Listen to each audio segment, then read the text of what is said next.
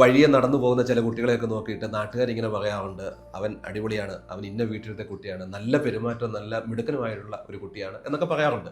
ഇത് കേൾക്കുമ്പോൾ നമുക്ക് ഭയങ്കര സന്തോഷമാണ്. ഈ പറയുന്നവർക്കും വലിയ സന്തോഷമാണ്. കാരണം എന്താണെന്ന് വെച്ച് കഴിഞ്ഞാൽ ആ കുട്ടികൾ ചില മൂല്യബോധങ്ങളുള്ള കുട്ടികളാണ്. ശരിക്കും പറഞ്ഞു കഴിഞ്ഞാൽ നല്ല ക്യാരക്ടറുള്ള ഒരു കുട്ടി എന്ന് പറഞ്ഞു കഴിഞ്ഞാൽ ചില മൂല്യബോധങ്ങളുള്ള കുട്ടി എന്ന് വേണം നമുക്ക് മനസ്സിലാക്കാൻ വേണ്ടി. ഉദാഹരണം പറഞ്ഞു കഴിഞ്ഞാൽ സത്യസന്ധതയായിരിക്കാം, അല്ലെങ്കിൽ ബഹുമാനത്തോടു കൂടി പെരുമാറുന്ന രീതിയായിരിക്കാം, സ്നേഹം പ്രകടിപ്പിക്കുന്ന രീതിയായിരിക്കാം, നന്ദിയോടുകൂടി പെരുമാറുന്ന രീതിയായിരിക്കാം. അങ്ങനെയുള്ള ക്യാരക്ടേഴ്സ് ഒക്കെയുള്ള കുട്ടികളെ നമ്മൾ ധാരാളമായിട്ട് കണ്ടിട്ടുണ്ട്. ഇതിന് നേരെ ഓപ്പോസിറ്റ് ആയിട്ടുള്ള അവസ്ഥയുണ്ട്. എന്ന് പറഞ്ഞു കഴിഞ്ഞാൽ സത്യസന്ധം അല്ലാതെ പെരുമാറുന്നു, ബഹുമാനിക്കാതിരിക്കുന്നു, സ്നേഹം എന്ന് പറയുന്നത് പ്രകടിപ്പിക്കാൻ അറിയത്തില്ല, നന്ദി എന്ന് പറയുന്നതിൻ്റെ അർത്ഥം എന്താണെന്ന് ഈ കുട്ടികൾക്ക് അറിയത്തില്ല. അങ്ങനെയുള്ള വ്യത്യസ്തങ്ങളായിട്ടുള്ള കാര്യങ്ങൾ കാണിക്കുന്ന കുട്ടികളുമുണ്ട്.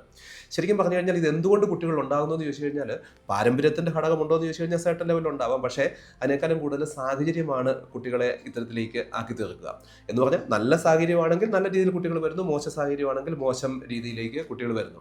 അപ്പോൾ ഈ മോശം സാഹചര്യം കിട്ടി വരുന്ന കുട്ടികൾക്ക് അത് ഒരുപക്ഷെ വീട്ടിൽ നിന്ന് മാത്രമാവണമെന്ന് നിർബന്ധമില്ല, കൂട്ടുകാരിൽ നിന്നോ അല്ലെങ്കിൽ എവിടുന്നുമാവാം.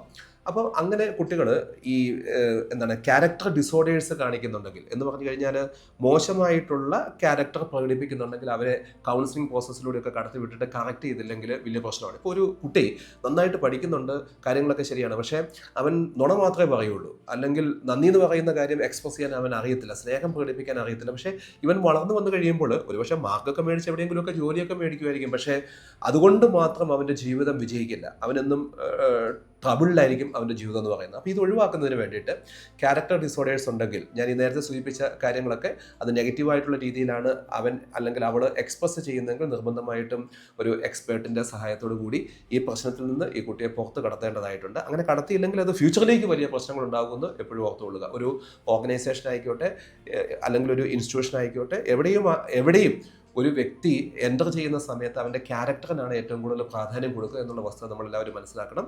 അത് ചെയ്യുന്നതിന് വേണ്ടിയിട്ട് നമുക്ക് സാധിക്കുകയും ചെയ്യണം.